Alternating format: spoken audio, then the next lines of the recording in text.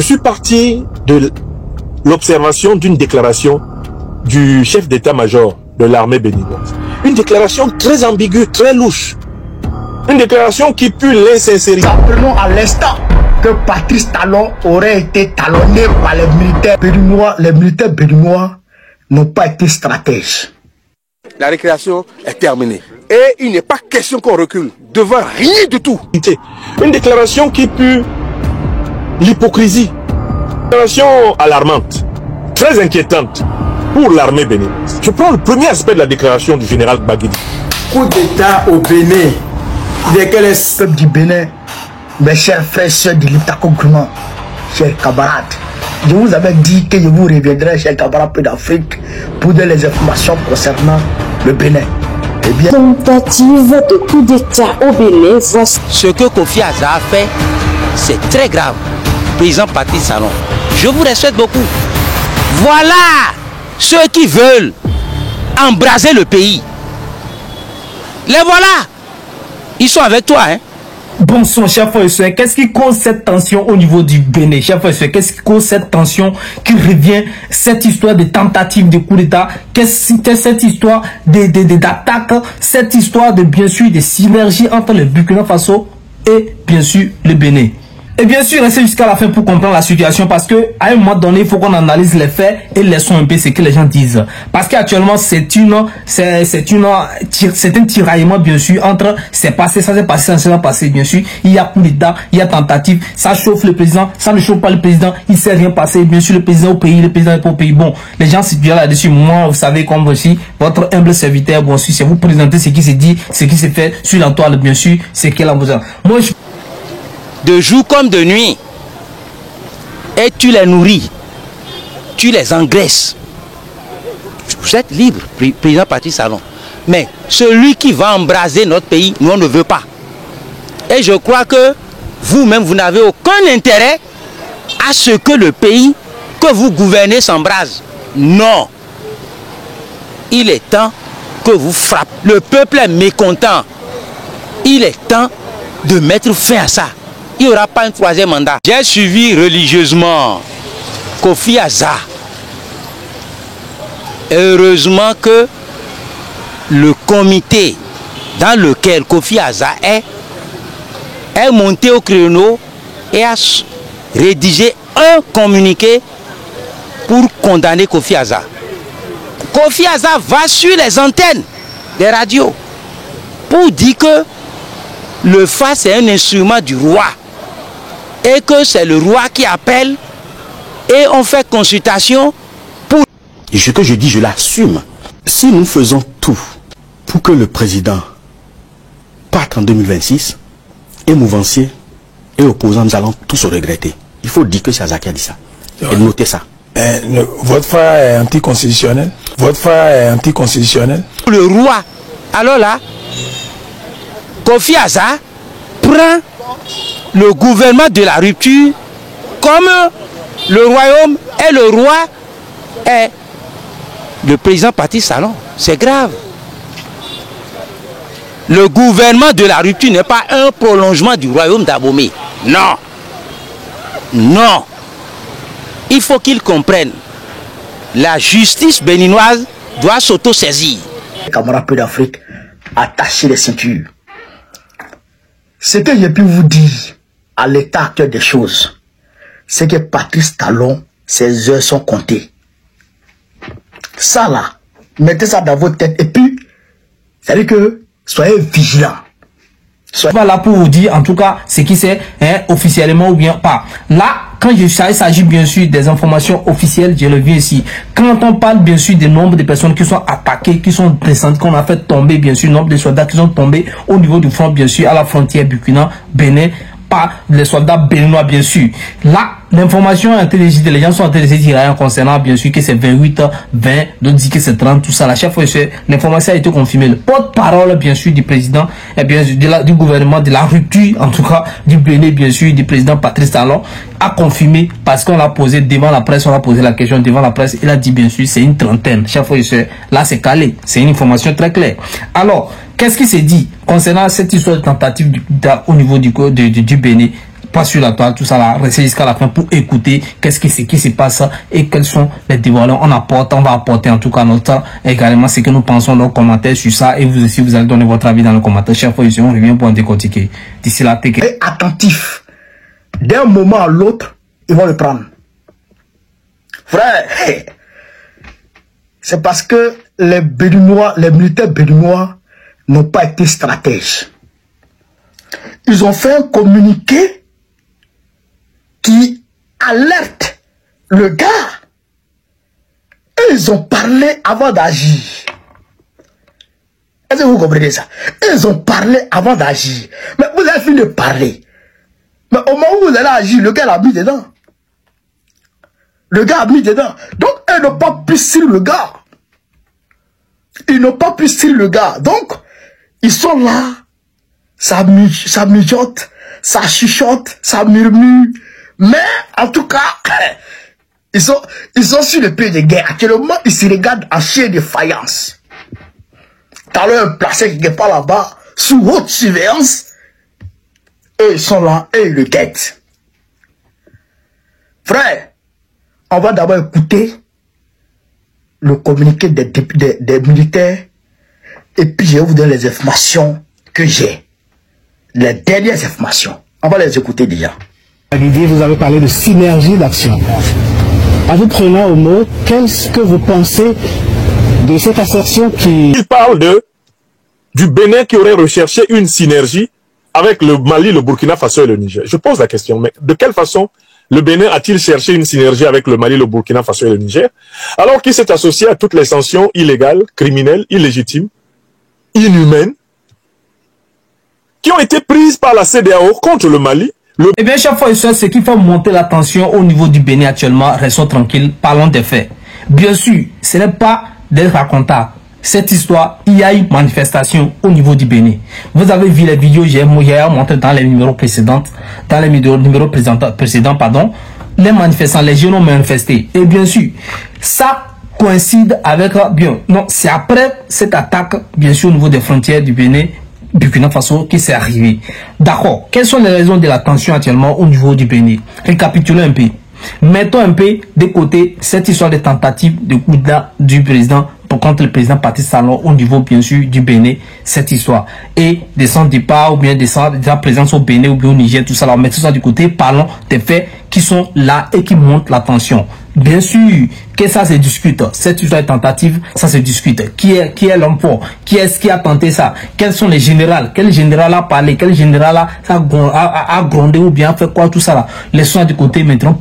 Parlons un peu de ceux qui ont augmenté ces choses qui ont alimenté en tout cas la tension. Vous savez, d'abord vous devez vous rappeler, j'ai dit ça dans un autre numéro bien sûr. Il s'agit bien sûr de après la fête des Vaudou Day que vous connaissez très bien au niveau du Bénin, qui s'est bien passé parce que les Béninois ont bien aimé cette fête et ça s'est bien passé et franchement moi je félicite le gouvernement pour ça. D'après ça, vous savez, quand du Vaudou Day, Vaudou c'est bien sûr les trucs de Vaudou, les trucs traditionnels en tout cas qui culturels, qui définissent en tout cas le Bénin, qui définissent en tout cas la culture béninoise. Vous voyez donc après ça, il y a une personne qui est au nom de Kwasi, je pense oui, qui s'est permis, en tout cas on l'a interviewé, qui a dit que le président, d'accord, c'est lui qui est là, qui protège la population actuellement. Selon FA, ce que FA a dit. Donc, parce que pour ceux qui ne connaissent pas ce qu'on appelle FA, c'est un truc mystique, je peux le dire comme ça, comme je l'ai dit dans l'autre numéro, bien sûr, qui permet, en tout cas, qu'on consulte un truc de volume, qu'on consulte pour savoir ce qui va se passer dans les jours à venir, ou bien ce qu'il faut faire pour le village, mais pour le peuple, ou bien pour tout ça, pour le royaume. Donc, là, on va placer le Bénin comme un royaume pour essayer d'expliquer un peu ça. Donc, le Bénin, le président Talon protège actuellement le pays. C'est pour cela. Maintenant, si le président part en 2026 là, que le Togo, le Bénin, les Béninois... Burkina et le Niger. Quelle est cette synergie que cherchait Talon? Ça ressemble étrangement à la synergie entre la corde et le pendu. Vous voyez comment la corde adore le pendu. Le pendu est bien attaché par la corde. Il y a une synergie entre la corde et lui. Patrice Talon et son régime se sont comportés envers le Mali, le Burkina Faso et le Niger comme la corde doit se comporter avec le pendu. Ils n'ont songé qu'à serrer le cou. de ces pays. Talon n'a-t-il pas signé les sanctions du 9 janvier 2022 contre le Mali? N'est-ce pas le même Patrice Talon qui était l'un des principaux chefs de la coalition militaire qui devait agresser le Niger? N'a-t-il pas lui-même préconisé l'entrée des troupes béninoises dans le sol nigérien aux côtés des troupes nigériennes et des troupes ivoiriennes dans le cadre de ce qu'ils ont appelé la force de la CEDEAO? Patrice Talon a-t-il recherché une synergie avec le Niger en déclarant comme il l'avait fait la guerre au Niger? Mais le général Baguidi, est-ce qu'il se rend compte de ce qu'il dit? Baguidi, vous rendez-vous compte de ce que vous dites? Baguidi, quand on dit quelque chose, il faudrait au moins se souvenir de ce qui s'est passé avant qu'on ne le dise. Il faudrait au moins définir le domaine de définition, tracer le domaine de définition du propos. Le Bénin synergique, n'est-ce pas le Bénin qui a appliqué un embargo inhumain contre son peuple frère, eh bien, du Niger, qui a fermé le port de Cotonou pour que les Nigériens crèvent de faim, que les Nigériens crèvent de maladies, que les maladies, l'entreprise nigérienne périclite, et que les Nigériens et les Nigériens se retrouvent au chômage. Qui a fait ça? N'est-ce pas Patrice Talon, général Baguidi? Vous appelez cela la synergie? Comment le mot synergie peut-il sortir de la bouche de cet officier général sans qu'il n'ait d'ailleurs littéralement la bouche qui saigne, tellement son mot est une lame de rasoir? Propose que le Bénin donne la main au Burkina et au Niger pour donner naissance à une force qui puisse combattre l'hydre que nous avons en face de nous. Vous savez, le Bénin a toujours cherché la synergie d'action dans la solution. Le président de la République du Bénin s'est rendu deux fois de la nation. Je me suis rendu deux fois de la nation. Ils vont regretter son départ. Les Bénin vont regretter parce qu'il y aura beaucoup de déstabilisation, tout ça. Alors que le président même avait confirmé qu'il va partir. Donc lui dit que CFA, que les gens respectent tant, a dit qu'il ne faut pas que le président parte. Que le président ne doit pas partir. Vous voyez, non? Selon ce qu'il lui dit. Donc, les gens reviennent encore pour expliquer que non, ce n'est pas selon les faits qu'il lui dit. Que lui, il dit ça selon lui. Que c'est que lui pense. Mais ça devient compliqué. D'abord, si une personne comme lui va venir dire ça à la télévision, bien à la radio, ça confie un peu, ça crée une autre tension carrément. Parce que le président même a confirmé, a dit que non, c'est pas possible, que lui ne va pas faire encore un troisième mandat. Il va laisser reposer comme ça, qu'il a déjà préparé les pré-talons. Et nous on est d'accord pour ça. Et nous on est content pour ça. Lorsqu'on parle du Sénégal aujourd'hui, et le Sénégal dit qu'il n'a jamais subi de coup d'État, est-ce que vous ne le sentez pas? Vous êtes un peu jaloux. Vous n'êtes pas un peu jaloux. Vous n'êtes pas un peu jaloux. Parce que il y a toujours changement, il y a toujours des changements, il y a toujours des remplacements, la démocratie, comme ça là-bas. Là. Ça se passe là. Est-ce que vous n'êtes pas content? Est-ce que vous n'êtes pas, vous ne les enviez pas? Donc, pourquoi est-ce que vous, les gens, vous voulez quitter toujours pour faire d'autres? Franchement, ça également, ça alimente la tension actuellement. Beaucoup de jeunes personnes en parlent. Beaucoup de personnes en parlent. Donc, ça dérange. C'est dérangeant. Ça, c'est normal. Donc, à part ça, vient de s'ajouter en tout cas après juste le fait de Vaudou de l'attaque au niveau de la frontière burkinabé, c'est que les gens n'ont pas du tout aimé. Vous voyez, non, la même a été attristé, l'avait été touché par rapport à ça, ce qui est normal. Et bien sûr là, je crois que selon ce que dit l'armée, c'est que c'est parce que si ça touche sur la rive, c'est parce qu'il n'y a pas d'entente entre le Burkina Faso et le pays du Bénin. Parce qu'avec le Bénin, le Burkina et le Togo, ça se passe bien, ils travaillent ensemble. C'est ce que les généraux, chefs d'état-major, je crois, les généraux ont été estimés là-bas. Donc, ils essayent de chercher à collaborer, à être en bon terme avec les Burkina Faso. Les Burkina Faso ne veulent pas. Donc, c'est ça, c'est ce que moi, je suis en train de juger, je suis en train de vous dire ce qu'il dit, ce qu'il pense. Maintenant, notre professeur également, Franck Yamsis, a réagi sur ça et a donné son avis. Vous le connaissez très bien. Qui dit, comme vous l'avez écouté, et je vais vous faire écouter encore. Comment est-ce que vous pouvez chercher à avoir une bonne relation, à travailler avec quelqu'un où vous soutenez les sanctions contre lui, les sanctions inhumaines, les sanctions très dures, les sanctions très fortes, les sanctions déstabilisantes que la CEDEAO avait sur lui, vous les soutenez, vous soutenez ces sanctions-là sur lui. Comment est-ce que vous pouvez travailler en harmonie pour ça, avec ça? Donc, ça, c'est une raison aussi, c'est une réalité. Maintenant, je pense que dans l'idéologie du général, c'est qu'on doit faire la part des choses. On doit parler de la sécurité qui est très important pour la population. Manifestation de la jeunesse démocratique, patriotique et panafricaniste. On a entendu encore des autorités nigériennes postuler qu'il y aurait eu une réunion autour du lac Tchad à laquelle le Bénin aurait été présent avec le Nigeria, avec la France. Ouais, tout cela est proprement rigolo.